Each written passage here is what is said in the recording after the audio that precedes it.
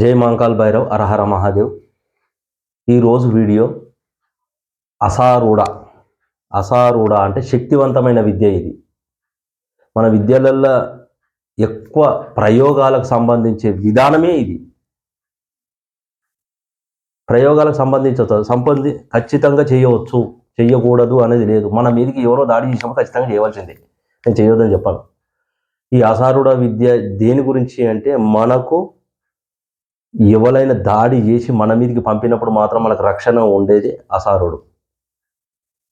మహాభారతంలో ఘటోత్కచుడు ఎంతనో ఈ అసారుడు కూడా సేమ్ అదే విధానం. కాకపోతే అదేమో కుడి చెయ్యి, ఇదేమో ఎడమ చెయ్యి. అంటే అదేమో దక్షిణాచారం, ఇది వామాచారం. అర్థమైంది అనుకుంటా మీకు. ఈ విద్యను నేర్చుకున్న వాళ్ళకు శక్తివంతం. ఏ విధానమైనా ఏదైనా కానీ వీళ్ళని ఆపలేరు. ఈ అసారూఢ విద్య ఉన్న వాళ్ళ దగ్గరికి ఏది పంపరాదు. ఎందుకంటే తన రక్షగా పనిచేస్తాడు, ప్రయోగానికి పనిచేస్తాడు, వచ్చే శక్తులను తీసేసుకుంటాడు, తనలో కలుపుకుంటాడు అన్నట్టు. అది రానియడు దగ్గరికి. మళ్ళీ చేసే విధానం మన మంచికైనా కానీ చేసే విధానం వేరే ఉంటుంది. ఇందులో ఈయనను రెండు రకాల వాడుకోవచ్చు. గురుగారు మరి ఈ అసారూఢ అనే విద్యల ప్రయోగమే అనే చెప్పినావు కదా. అవును, మంచి కూడా వాడుకునే విధానం కూడా ఉంటుంది. కానీ మంచిగా విధానం వేరే విధానం కాబట్టి అది మీరు గురువు ఇప్పుడు తెలుసుకుంటేనే చెప్పగలుగుతుంది. దానికి ఆయన ప్రతి ఒక్కటి పనిచేస్తాడు. ఏం పనిచేస్తాడు? మనం ఎవరైతే శత్రువులు అంటూ శత్రువు మీదకి దాడి చేయడానికి మాత్రం ఈయన చాలా అద్భుతంగా పనిచేస్తాడు. ప్రయోగాలలో మాత్రం ఎవరైనా ఏదైనా చేస్తే మాత్రం ప్రయోగాలు ఏం తిప్పి కొట్టే విధానంలో అసారుడు. ఘటోత్కచుడు ఎంత విధానమో మహాభారతంలో ఇది అంతకన్నా ఎక్కువ. ఆ ఒక్కొక్కరిని ఏ విధానంగా ఘటోత్కచుడు మహాభారతంలో చేస్తాడో ఇది అంతకన్నా రెట్టింపు. ఇది అది భారతంలో జరిగిన యుగాలంలో జరిగినప్పుడు మహాభారతంలో ఏ విధానంగా అయితే జరిగిందో నీకు కూడా ఇదే విధానంగా పనిచేసేదే అసారుడు.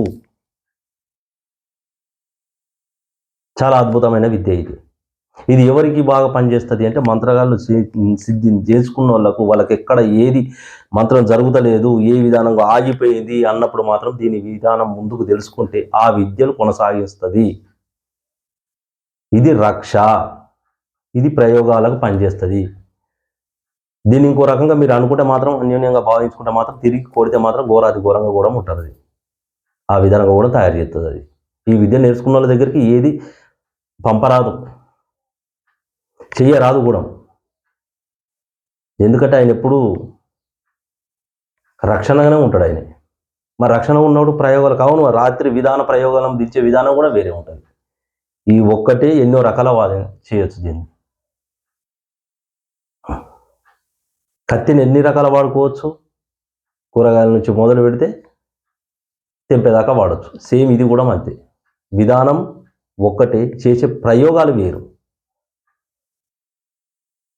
ఈ ప్రయోగం మీకు తెలుసుకుంటే, చేస్తే మీకు ఏం జరుగుతుంది అనేది మీకే అర్థమవుతుంది. ఎందుకంటే ఇది కలియుగంలో జరిగే విధానాలే వేరు. ఒకడు ఒక రకంగా మాట్లాడితే ఇంకో రకంగా మాట్లాడతాడు. మనం ఏదో చేస్తుంటే వాడు ఇంకోటి చేస్తుంటాడు. దైవం వాడు చేస్తుంటే వీడోటి చేస్తుంటాడు. దైవాన్ని మనం ఆశ్రయిస్తే వీడు ఇంకోటి ఆశ్రయించి మన మీద తోలుతాడు. ఇప్పుడు దైవాన్ని పట్టుకోవాలన్నా లేకపోతే ఇవి పట్టుకొని ముందుకు పోవాలన్నా అది మీ విజ్ఞతకే వదిలేస్తాను. జై మాంకాల్ భైరవ్, హర హర మహాదేవ్.